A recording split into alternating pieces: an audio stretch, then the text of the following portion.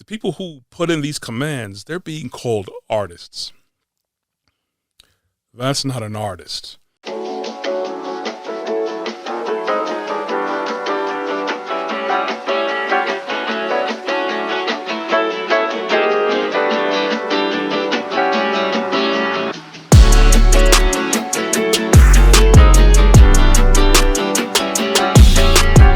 Hey everyone, thank you for joining me on this beautiful day, but whenever you choose to listen and join, morning, afternoon, evening, nighttime, late at night, it doesn't matter. I appreciate the likes, the looks, the listens, but of course I'd appreciate you hitting the subscribe and notification bell and the like button on my YouTube channel, Brooklyn Baritone, but of course do that if you want to, no pressure.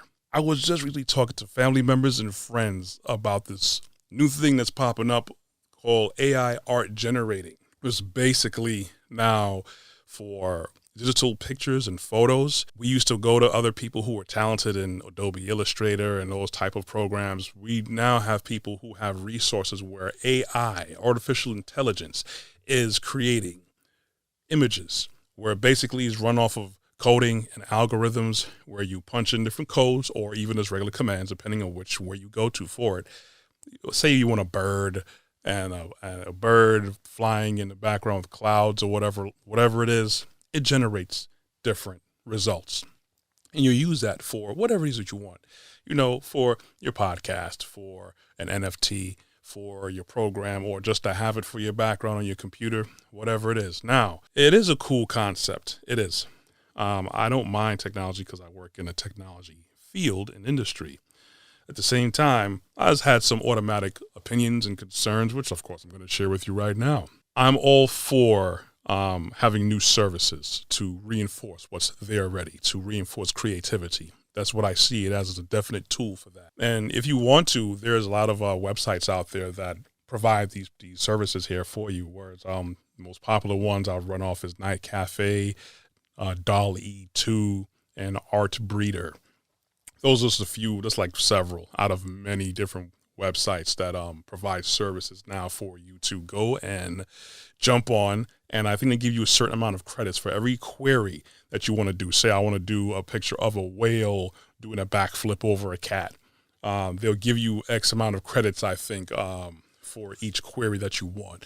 So that's pretty cool. It's good. It's good to have this stuff at your fingertips. At the same time, it's like a super blossoming industry right now. It's just at the cusp. It's gonna get a lot of traction basically, and it's a new way of revenue and revenue generating for the people who do run these services and algorithms and coding and everything. The other thing that I've seen was that the people who say I'm a subscriber and I say I want to do a picture of a whale doing a backflip over a cat or something.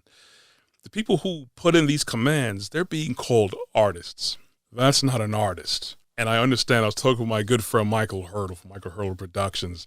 He was saying that, hey, you can't tell those people that because they're going to get on you, man. They're going to get angry. We are artists. That's not the definition of an artist. Artist is someone who actually does a craft tangible with their own hands or their own, something with your own body. You're actually producing something, whether it be music, whether it be acting, painting, drawing, whatever it is. You're not doing the work. The computer's doing the work. The algorithm is doing the work. The AI is doing the work. You're just basically showing it, pointing it in a certain direction that you want. Now, you could, of course, get some kind of credit, but you are not an artist. I don't care who comes from me. The computer's doing the work. The AI is doing the work. The algorithm's doing the work. Have we gotten to the point where we just rely on automation so much where we're so willing to remove the human aspect from everything that we do? Why are we so much in a rush to dehumanize everything? I get it. Automation makes things better and easier and more efficient. Do not get me wrong, but it has its place. I had an old podcast where I talked about this specific thing. Why are we so much in a rush to praise and jump on a bandwagon of every shiny new object that we see in front of us instead of looking at the big picture? And the bigger picture is, what about the people who are like on Fiverr? Fiverr is a website that's used for basically digitally produced services. A lot of those services are artwork. People who work in Adobe Illustrator, Vector, Microsoft Paint, whatever it is. There's so much things out there, and people, they actually make artwork for people. You pay them a fee, and there's different fees depending on what you want it for. This is just people, some people, they make their extra money, or some people make their, big income on that. This changes everything. So this is now, again, taken away from the actual human element of productivity and putting in the hands of AI and automation. And everyone seems to be clapping and being on board with it. Again, it's cool when automation reinforces something that we're doing already, but to take over, that's an issue that no one's really talking about so much, because I'm pretty sure a lot of people on Fiverr now, they're probably using the AI thing, and a lot of people are going to lose out because now they have this subscription-based thing or credit-based system now where people could just go and make their own thing.